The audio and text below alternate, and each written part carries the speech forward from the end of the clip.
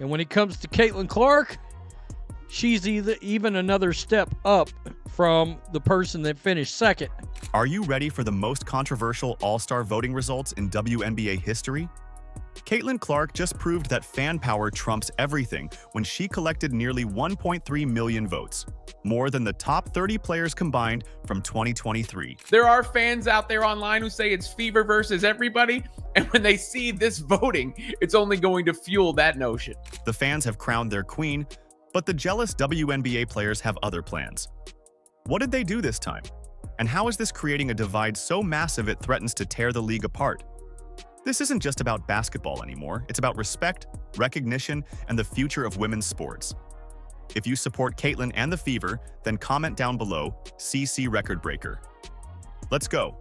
Clark and Collier earned the role of captains by virtue of being the two All-Star starters who received the most fan votes. Caitlin Clark received 1,293,526 votes. Collier received 1,176,020 votes. Wow, that's a hell of a lot of votes. It is. Picture this. Nearly 1.3 million fans across the country clicking vote after vote for one player. Their phones lighting up, their computers humming, all for Caitlin Clark.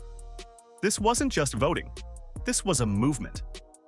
Clark pulled in 1.3 million votes for the WNBA All-Star Game. Let that number sink in for a second. To put this in perspective, the entire top 30 players in 2023 combined only managed 1.17 million votes total. Clark beat 30 players 2 years ago with her votes alone this year. She didn't just break records, she shattered them into pieces. WNBA All-Star captains have been announced. Team Collier versus Team Clark, the top two vote getters when it comes to fan voting. Caitlin Clark, over 1.2 million fan votes. Napheesa Collier not too far behind with 1.1 million fan votes. Aaliyah Boston was close, less than 2,000 votes away from a Team Clark versus Team Boston All-Star Game experience. That would have been quite the entertainment, but instead we get Team Clark versus Team Napheesa Collier. But here's where it gets interesting. In 2023, A'ja Wilson led all vote getters with 95,860 votes. That seemed impressive at the time. Clark got over 13 times that amount. 13 times. The jump from previous years shows something massive happening in women's basketball. Casual fans turned into die-hard supporters overnight. In 2023, get this, guys, in 2023, the year before Caitlin Clark's arrival, A'ja Wilson received the most fan votes with 95,860 votes. The top 30 players had combined for 1,171,000 votes. Wow. Fewer than Caitlin Clark or Collier got by themselves this time around. Wow. The geographic spread tells an incredible story too. Votes poured in from every corner of America, not just Indiana, not just the Midwest. Coast to coast, fans rallied behind Clark. Small towns in Alabama voted for her. Big cities in California backed her. This wasn't regional pride, this was national recognition. And let's not forget a big chunk of international voters too. She's really the face of basketball. Clark's fan army mobilized like nothing we've seen before in women's basketball. Social media campaigns spread like wildfire. Watch parties organized voting drives. Families made it a group activity. The WNBA had never witnessed this level of grassroots support for a single player. What does this mean for her role as team captain? Everything. When you have nearly 1.3 million people in your corner, you carry real power, real influence. The All-Star Game isn't just about playing anymore. It's about Clark leading a team that represents the voice of the fans. That's Caitlin Clark. That's the Caitlin Clark phenomenon right there. That is a perfect example. The year before she showed up, all the way to what? Basically 13 times the amount of votes, because she almost got 1.3 million. The transformation of casual viewers into dedicated WNBA supporters happened right before our eyes. Clark didn't just bring eyeballs to women's basketball. She brought hearts. She brought passion. She brought people who had never cared about the WNBA before, but now check scores daily. This voting surge proves that Clark has become something special. Not just a great player, not just a rising star, she's become the undisputed queen of the WNBA in the eyes of the people who matter most, the fans. They've crowned her with their votes. They've shown their loyalty with their numbers. The fans have spoken louder than ever before in WNBA history. Their message rings crystal clear. Caitlin Clark represents their vision for women's basketball. But while nearly 1.3 million fans celebrated their queen, something ugly was brewing behind the scenes. Sophie Cunningham said nobody likes us about the Indiana Fever, and the player voting returns for the WNBA All-Star game don't exactly dispel that notion, because Caitlin Clark received the most votes overall, like captain on the team alongside Nafisa Collier. Another starter, Aaliyah Boston, was right behind them in votes, yet both Clark and AB were ranked 9th by the players in guards and front court, respectively. Here's where things get ugly. While fans gave Clark nearly 1.3 million votes, WNBA players ranked her 9th among guards. Think about that for a second. The woman who broke every voting record in league history got ranked behind 8 other guards by her own peers. The disconnect couldn't be more obvious. There's going to come a time when the CBA negotiations are going on, the owners are sitting across from the Players Association, the negotiators are in the room, they're trying to iron out things, and the owners all come together and they ask a question. They pose a question to the players, and the question's simple. Where's Caitlin Clark? Why isn't she here? And why isn't she sticking up for you ladies and advocating on your behalf? And when the Players Association, when the people in that room hear that question, they're going to be looking at each other, confused, lost, and without an answer that doesn't make them look incredibly foolish. The player voting results tell a shocking story. Guards like Brittany Sykes and Natasha Cloud ranked higher than the record-breaking vote getter. Let's talk about these rankings for a moment. Natasha Cloud isn't even considered one of the top players on her own team. Sources point out that Brittany Sykes' team often plays better without her on the court. Yet somehow these players earned higher marks than Clark from fellow WNBA players. And what everybody is talking about are the player rankings when it comes to the All-Star ballot.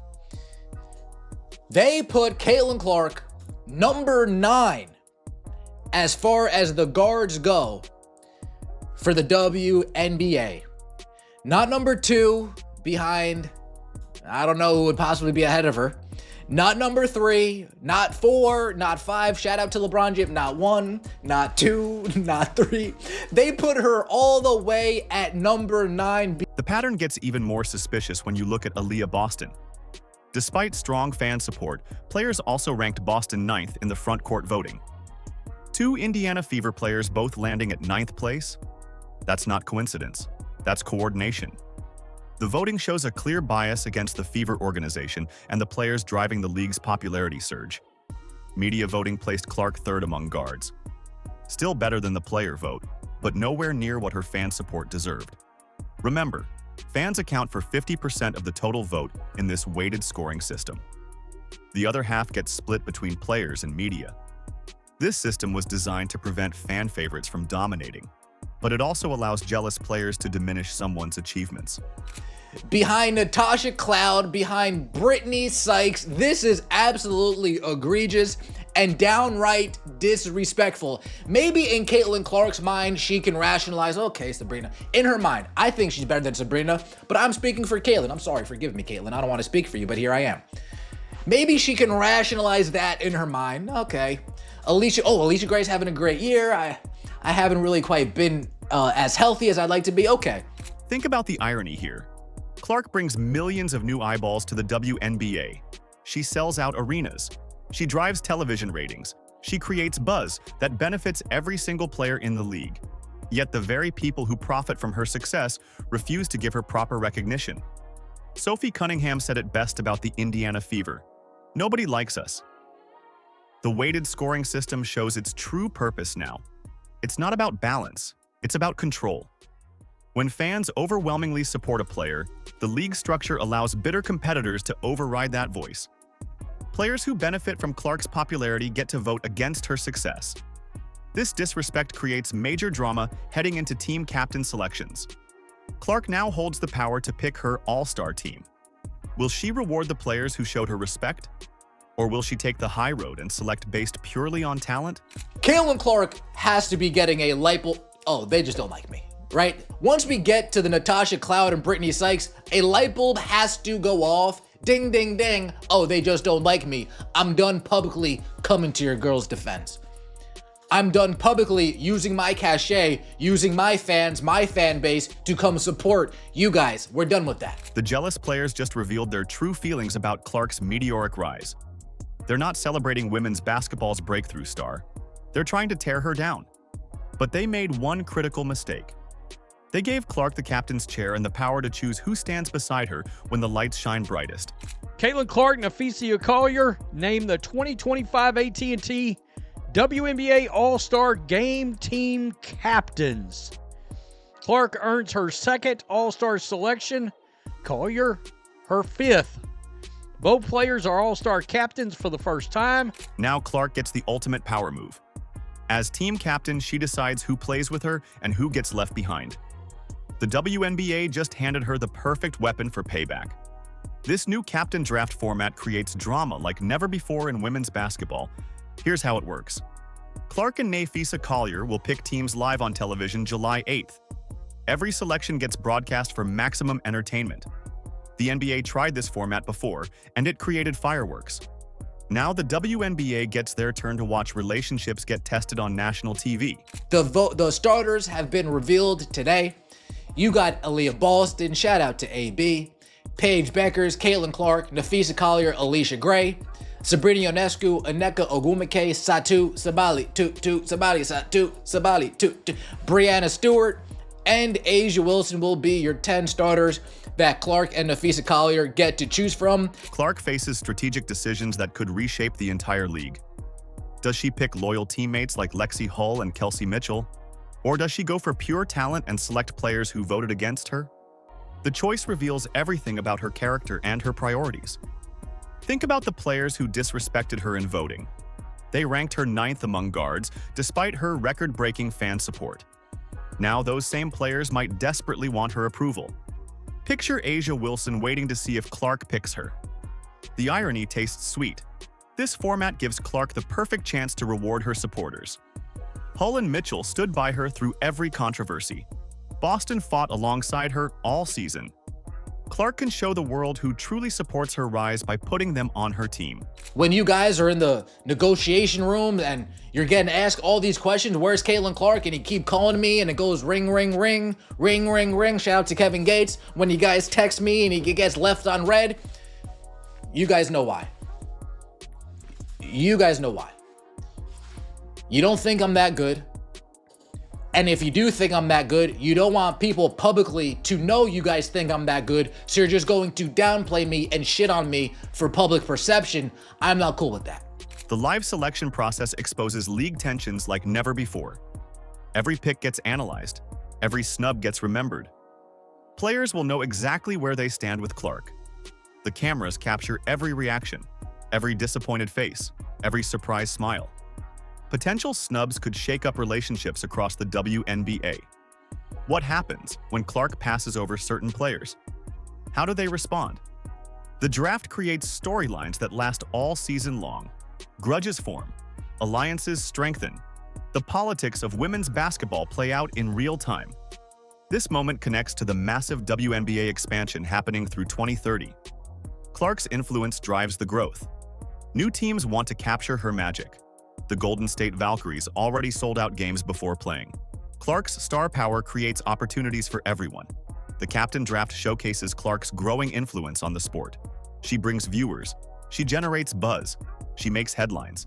Now she gets to use that platform to highlight the players who deserve recognition. I don't know how else to really spin it, especially when you see some of the players that are voted above them in this and that wind up ranked higher. And of course, with the narrative around Caitlin Clark in the past. Let's take a look at the actual voting returns. You can see it for yourself. Here is the voting. Paige Beckers, fan rank 2, media rank 5, player rank 4, meaning she was well ahead of Caitlin Clark when it comes to the player ranks.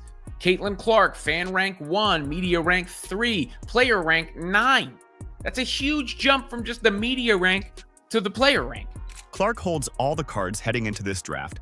She can reward loyalty or pursue talent. She can create drama or promote unity. The choice reveals her vision for women's basketball moving forward. The players who voted against her just gave Clark the perfect opportunity to show her power. She gets to pick who stands beside her when the lights shine brightest. The Queen chooses her court. Clark's record-breaking vote total isn't just about one All-Star game. It's proof that women's basketball has found its breakthrough star. The WNBA recognizes this massive shift happening right before our eyes. The league announced expansion plans that directly connect to Clark's influence on the sport. 3 new teams join the WNBA by 2030. Cleveland gets a franchise in 2028. Detroit follows in 2029. Philadelphia rounds out the expansion in 2030. These cities weren't chosen randomly. They represent markets hungry for the excitement Clark brings to women's basketball. WNBA Commissioner Kathy Engelbert stated this expansion comes from increased demand for women's basketball and the surging investment in the sport. Clark's 1.3 million votes prove that demand exists. Fans want more games, more teams, more opportunities to watch elite women's basketball. The Golden State Valkyries already show Clark's impact on new franchises. They sold out all 10 home games at Chase Center before playing a single game. Think about that for a moment. A brand new team selling out based purely on excitement for women's basketball. The Clark effect reaches every corner of the league. Investment money flows into women's sports like never before. Corporate sponsors see Clark's voting numbers and want their brands associated with her success. Television networks bid higher for WNBA rights. Arena owners request expansion teams. The business side follows the fan enthusiasm Clark generates. Clark's success creates massive opportunities for teammates like Hull, Boston, and Mitchell. More games mean more exposure. More teams mean more roster spots. More investment means higher salaries across the board.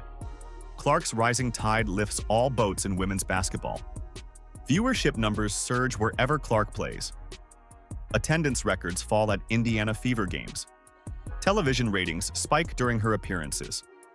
The All-Star voting proves this popularity translates into real fan engagement that drives league growth. The 2025 season shapes up as something special because of Clark's influence. New fans will tune in to watch their voting champion. Veteran players benefit from increased attention.